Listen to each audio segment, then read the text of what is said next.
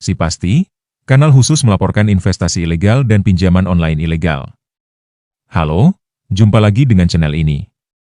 Kali ini saya akan membahas tentang sebuah kanal atau saluran baru dari Satuan Tugas Pemberantasan Aktivitas Keuangan Ilegal atau Satgas Pasti, yang dibuat khusus untuk menerima laporan dan pengaduan masyarakat tentang entitas dan atau aktivitas keuangan ilegal, seperti investasi ilegal dan pinjaman online ilegal.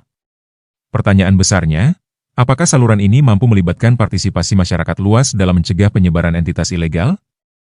Mari kita bahas. Nama saluran ini adalah Si Pasti, Sistem Pemberantasan Aktivitas Keuangan Ilegal. Dari berbagai sumber berita, saluran ini baru diluncurkan pada April 2025. Alamat situs webnya adalah sipasti.ojk.go.id. Ini merupakan tampilan antarmuka atau landing page-nya. Selamat datang di Si Pasti. Si Pasti atau Sistem Pemberantasan Aktivitas Keuangan Ilegal adalah sistem untuk menerima laporan dan pengaduan dari masyarakat terkait entitas dan atau aktivitas keuangan ilegal, investasi ilegal, pinjaman online ilegal, impersonation, dan aktivitas keuangan ilegal lainnya, agar dapat ditindaklanjuti oleh Satgas Pasti. Impersonation, kalau diartikan secara harafiah, artinya peniru.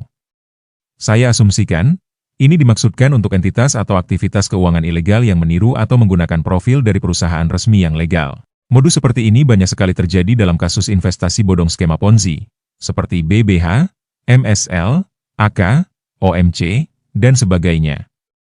Tombol warna merah bertuliskan lapor sekarang merupakan link menuju halaman pengisian form laporan jika ingin membuat laporan. Adukan aktivitas keuangan ilegal. Pernahkah Anda, kerabat, teman, ataukah kenalan Anda, mengalami tawaran investasi yang memberikan keuntungan tidak masuk akal, atau sudah menjadi korban penipuan dalam investasi bodong tidak berizin dari lembaga berwenang, atau Anda mendapati uang yang masuk rekening Anda tiba-tiba dari pinjaman online yang tidak berizin dari OJK? Modus seperti ini juga sering terjadi, salah satunya modus salah transfer. Korban tiba-tiba mendapatkan transferan di rekeningnya. Tapi setelah itu, korban dihubungi dari pihak pinjaman online yang mengaku bahwa salah transfer. Setelah korban mengembalikan uang transferan tersebut, korban tetap ditagih biaya cicilan. Jika korban menolak, korban diancam akan dilaporkan ke polisi dengan tuduhan penggelapan. Bagi korban yang tidak paham dengan ketentuan hukum dan merasa ketakutan dengan ancaman tersebut, mereka memilih untuk mengikuti keinginan penipunya. Jadi kalau alami dua hal di atas, menjadi korban secara langsung atau mengetahui adanya aktivitas investasi bodong atau pinjaman online ilegal, bisa melaporkannya lewat saluran ini. Saya pribadi senang dengan adanya saluran atau layanan ini. Saya anggap ini sebagai adanya niat pemerintah dalam memberantas aktivitas investasi bodong dan pinjaman online ilegal. Karena dari beberapa layanan yang sudah disediakan pemerintah selama ini, saya kesulitan untuk melaporkan adanya aktivitas investasi bodong. Dari layanan yang tersedia sebelumnya, untuk melaporkan aktivitas investasi bodong, dilakukan melalui layanan email ke satgaspasti@ojk.go.id. Sementara situs IASC diperuntukkan secara khusus bagi korban langsung yang mengalami kerugian material dari sebuah aktivitas transaksi keuangan ilegal. Sementara bagi mereka yang bukan menjadi korban langsung, dan hanya sebatas mengetahui dan ingin melaporkan sebuah entitas atau aktivitas keuangan ilegal, tidak bisa menggunakan layanan tersebut. Jadi dengan adanya saluran ini, diharapkan bisa melibatkan partisipasi secara luas dari masyarakat yang mengetahui informasi tentang entitas atau kegiatan keuangan ilegal, sehingga tindakan pencegahan bisa dilakukan sedini mungkin, sebelum banyak menimbulkan korban dan kerugian. Dan hal yang terpenting selanjutnya adalah bagaimana kecepatan merespon laporan dari masyarakat tersebut. Karena dari kasus-kasus investasi bodong selama ini, menurut saya, pemerintah sangat lambat dalam menghentikan aktivitas investasi bodong tersebut. Akibatnya, sudah banyak korban, pelakunya kabur, uang yang berhasil disita pun sangat sedikit jika dibandingkan dengan total kerugian dari para korban. Jadi, semoga layanan ini bisa menjadi bukti keseriusan pemerintah dalam mencegah dan menindaklanjuti aktivitas keuangan ilegal.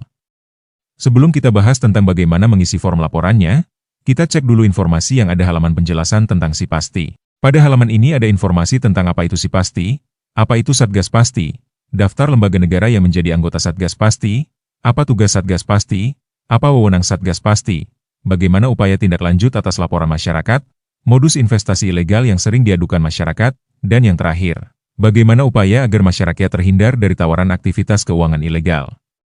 Saya tidak akan mengulasnya, jadi silakan dibaca sendiri. Tapi saya akan ulas sedikit soal bagaimana pencegahan dan penindakan, khususnya untuk investasi bodong. Untuk menemukan entitas atau aktivitas investasi bodong, sebenarnya sangat mudah. Karena beberapa jenis informasi dasar dibagikan secara terbuka di media sosial. Misalnya di Facebook, ada banyak grup yang secara khusus dibuat untuk mengenalkan entitas investasi bodong skema Ponzi. Dari yang berpotensi singkat sampai yang berpotensi jangka panjang.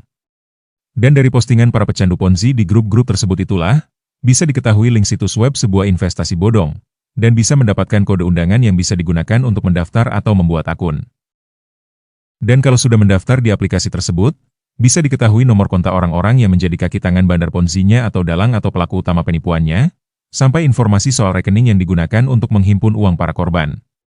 Jadi kalau Satgas Pasti memang serius memberantas aktivitas investasi bodong, informasinya bisa didapatkan dengan mudah.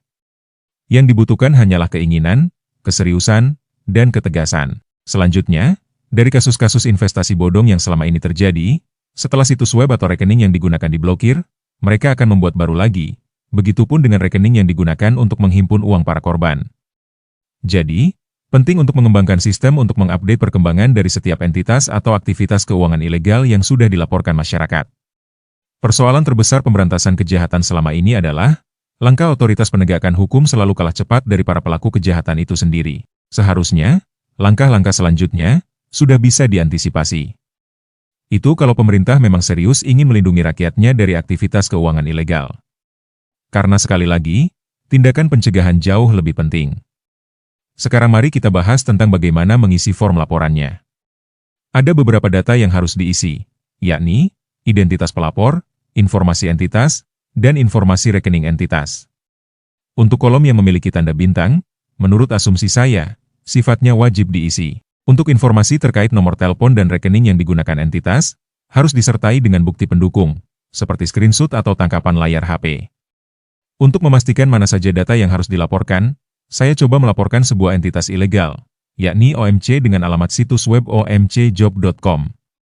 Setelah mengisi beberapa informasi disertai dengan bukti tangkapan layar, saya coba mengajukan laporan, tapi laporan tersebut tidak bisa terkirim karena beberapa informasi yang tidak diisi, yakni informasi tentang nomor telepon entitas dan informasi rekening entitas. Kedua informasi tersebut hanya bisa didapatkan jika kita sudah mendaftar atau membuat akun di aplikasi entitas ilegal tersebut.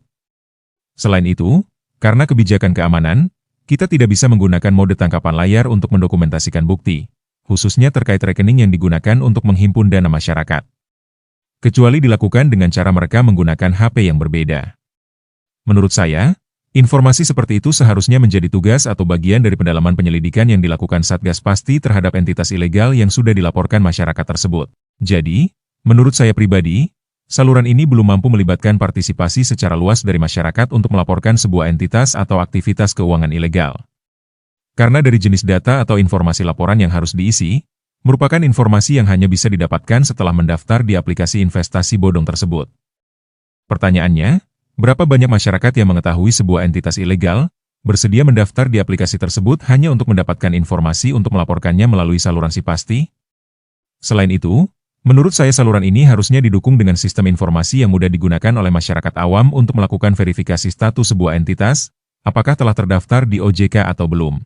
Contohnya mungkin seperti layanan cek legalitas yang disediakan oleh Bapepti Kementerian Perdagangan, cukup dengan masukkan nama entitas, kita bisa ketahui apakah entitas tersebut sudah terdaftar atau tidak, sehingga masyarakat tidak terlanjur terjebak berinvestasi karena tertipu dengan klaim legalitas yang tidak sesuai dengan jenis kegiatan usaha, yang sering digunakan oleh investasi bodong selama ini. Sekian dulu ulasan kali ini, semoga bisa menjadi masukan bagi Satgas Pasti khususnya OJK untuk terus mengembangkan layanan yang bisa melibatkan partisipasi publik yang semakin luas dalam mencegah dan memberantas aktivitas keuangan ilegal.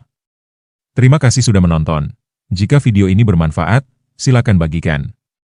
Tetap teliti dan perkuat diri dengan informasi dan pengetahuan, agar tidak mudah tertipu. Sampai jumpa.